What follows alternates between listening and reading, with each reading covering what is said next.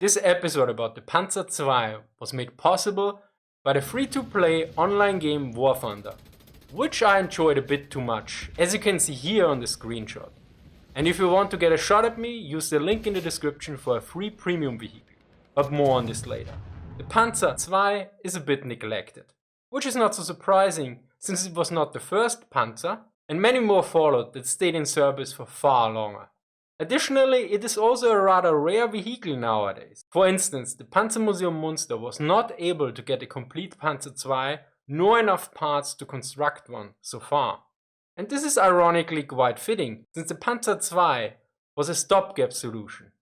In December 1935, the Inspector of the Motorized Combat Troops and Army Motorization, Inspektor der Kampffahrtruppen und für Heeresmotorisierung, sent a report to the Army High Command, which noted, "The above organization won't be accomplished for 12 Panzer regiments by 1st October 1938.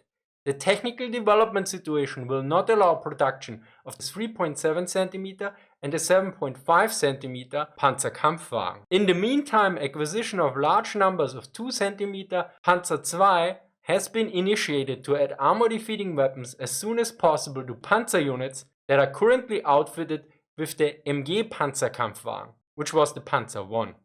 Now, as so often, the name of the vehicle originally was not Panzer or Panzerkampfwagen II, but it had a cover name, Landwirtschaftlicher Schlepper 100, meaning Agricultural Tractor 100. I don't know, but farming in the 1930s must have been quite a dangerous job.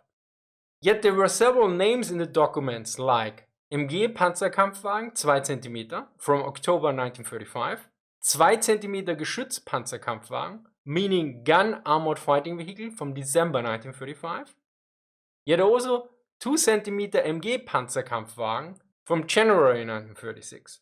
Now, these different names might be random, but they could also reflect the internal disagreements on the build-up of the Panzerwaffe. Beck considered such an armament of machine guns only to be totally inadequate. In addition, he recalled the 3 tasks of the tanks, which he saw in the support of the infantry, in the operational use, and in the anti-tank role. However, a machine gun tank would not be sufficient either for operational or anti-tank role. The General Staff therefore demanded to equip the mass of the tank troop with the medium Type 3 with 3.7 cm cannon. After all, the German Army General Staff considered the Panzer II only as an emergency solution, whereas the General Army Office, the Allgemeines Heeresamt, noted in January 1936 that both the Panzer I and II had a very noteworthy combat value, to which the General Staff replied that the production of these tanks should only be kept up as required to maintain a prepared industry. Yet let us take a closer look at the tank. For this we take a glimpse at the Army Regulation authorized in December 1938 and published in 1939. And I found several pieces of information that are usually not covered or I found particularly interesting. In the technical data section, the part about armor protection was a bit of a surprise. Armor, protection against fire by steel core ammunition. This was the German name for armor-piercing rifle ammunition, usually abbreviated with SMK, from rifle and machine gun at all ranges. Yet no information on the actual strength of the armor plates was given. Since I got curious, I looked up the Panzer I, 3 and 4 Army regulations as well. For the Panzer I, the text is the same, whereas the Panzer III has only 1 armor plate value given, and the Panzer IV has 2 values given, although these were all for early models. I think the main reason for the absence here is not security, but that the information was of limited usage and there were more technical regulations, which contain such data. Meanwhile, information was provided on range and strength of trees that could be knocked over. The fuel tank capacity of 170 liters should provide a range of 190 kilometers on good roads and 125 kilometers in medium terrain.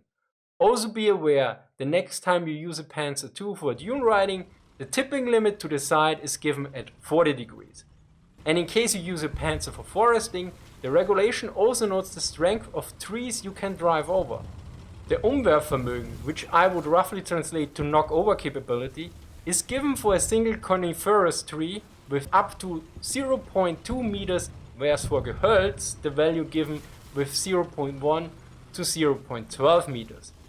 The issue is I'm not entirely certain what Gehölz means in this context. It can be translated with wood and shrubbery. In terms of meaning, I assume it refers to several small trees in a group next to each other, or something like a hedge. Anyway, one strong point of the German tanks was they had excellent communication. Usually it is noted that the French used hand signs and flags, whereas the Germans used radios. Although the following passage should make clear that this depiction, although not incorrect, might be a bit too simplified. As means for communication and command are used: A. To other vehicles, the radio, the flags, the driving signals according to Heeresdruckvorschrift 472, the flare gun, the flashlight. B. Inside the tank, commands through a voice tube and tapping. Now in terms of mobility, I came across some interesting information in terms of what you had to do with the engine. This should be a good reminder that World War II tanks, or generally World War II motor vehicles in terms of capability and reliability, were long haul from our experience with modern cars or similar equipment. Prior to driving off, starting and warming up the engine is required. In summer, after about 5 minutes, in winter, after 10 minutes. On the announcement command, for instance appearance of the flag or hand signal, the tank driver disengages the clutch and, depending on the road surface, engages the third gear on roads and on level terrain, the first or second gear in difficult terrain. The speeds to use were also codified in the Army regulations. Speed levels are 10, 20 and 30 km per hour. The tank driver must always select the highest possible gear. If the terrain and enemy situation do not require anything else, the vehicle is always driven at 20 km per hour without a special command. Other speeds must specifically commanded, for instance 30 km. Time to look at the weapons and some combat instructions. First off, the machine gun was the MG34. In case you wonder why the MG34 was still used in the Königsteiger, although the MG42 was regular issue for the infantry at that point, you might want to look at this video.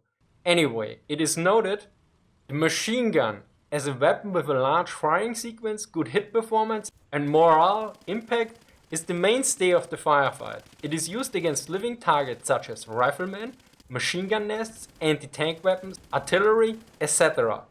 It has a great effect, especially against mass targets, columns, reserve, moving guns. As you can see, the machine gun was considered the main weapon of the Panzer II, not this 2 cm gun, for which it is noted the gun, 2 cm Kampfwagenkanone 30, serves as a weapon with high penetration power and firing sequence, primarily to fight tank targets. Enemy tanks are usually engaged from a standing vehicle at 600 meters and above. The gun is also used to combat anti-tank weapons at a distance of more than 500 meters, and when flanking machine gun fire is not possible. As you can see, this lines up with the information that the Panzer II was put in service to have a panzer with anti-tank capability.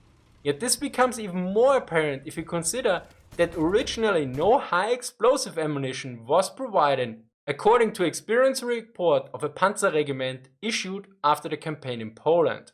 The 2 cm Kampfwagenkanone 30 tank gun is very good. Issue of high explosive ammunition is urgently needed.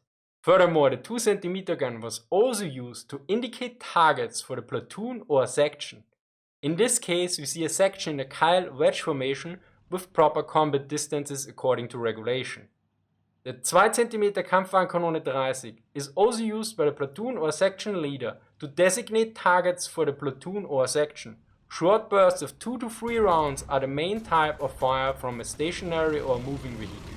If there are targets, for instance crews or concentrations, close to the shields of anti-tank weapons or batteries, the cannon and machine gun are used together.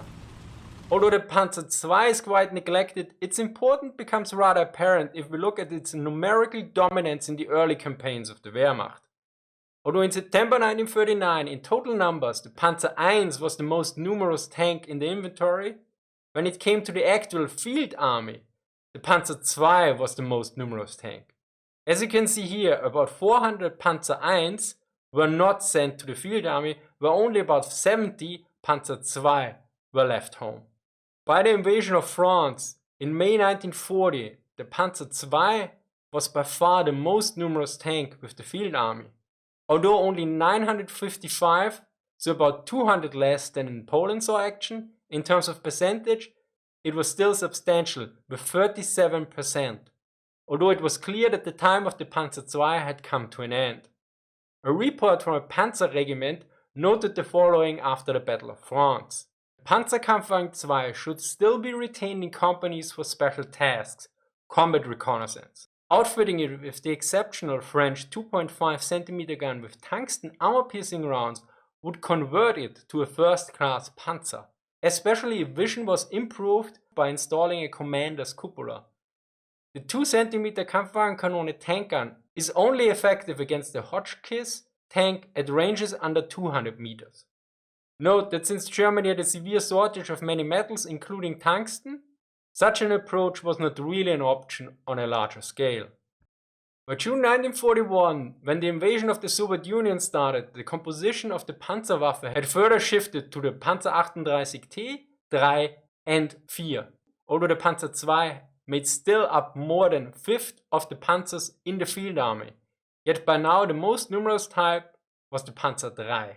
Sometimes it is noted that the number of panzers was rather similar between the invasion of Poland in 1939 and the Soviet Union in 1941, which is kinda correct if we look at the total numbers, yet as this comparison shows, there was a strong shift in terms of quality, since the Panzer III and 4 not only had better guns, but also 3-man turrets and other design features that made them modern tanks, unlike the Panzer I and II. Yet after the Battle of France in 1940, what was the intended future role of the Panzer II? Well, if we look at the armor regulations for the light and medium panzer companies, published in September 1940 and May 1941, we find some answers.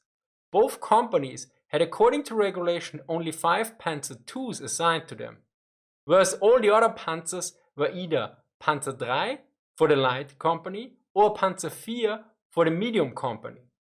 These Panzer II in both companies were organized in the light panzer platoon that was assigned to the company headquarters. Be aware though that this was the authorized setup.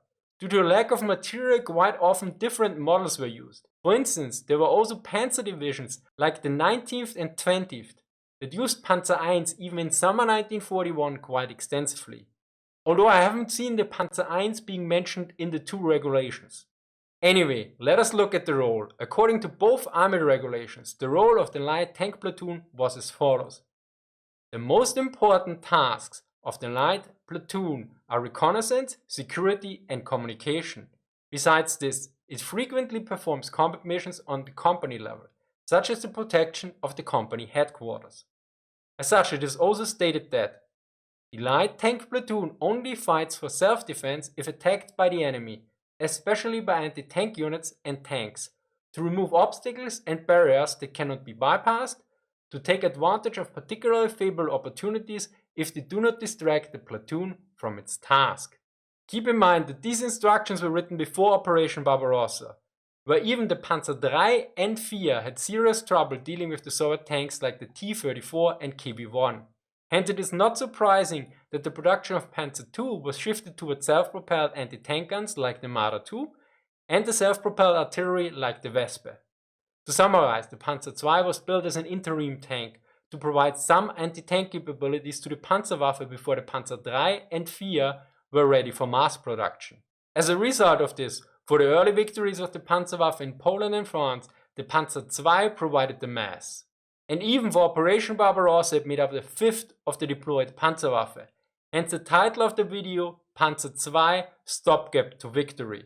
The importance of the Panzer II is quite surprising, yet then again the victory in France was also quite a surprise for the Germans as well. Big thank you here to War Thunder for sponsoring this episode and providing in-game footage of the Panzer II variants currently modeled in the game. War Thunder models in general aim to be visually as historically accurate as possible. One of the features I like most about War Thunder is that it has a game mode where air forces and ground forces fight in the same battles. And since they added ships a while ago, you can also try to dive bomb or torpedo ships as well. Additionally, there are various game modes that allow newcomers to the genre to learn the basics, whereas veterans can play harder game modes from the get-go. Furthermore, in total there are more than 1000 vehicle models available to play with. And if you want to have a shot at me or with me, be sure to use the link in the description to get a free premium vehicle. Big thank you to Ernst for helping out with sources here. Thank you to Ender for reviewing the script, and special thanks to Military Aviation History and Roman for discussing the meaning of Gehölz and Unwehrvermögen. As always, sources are listed in the description. Thank you for watching and see you next time.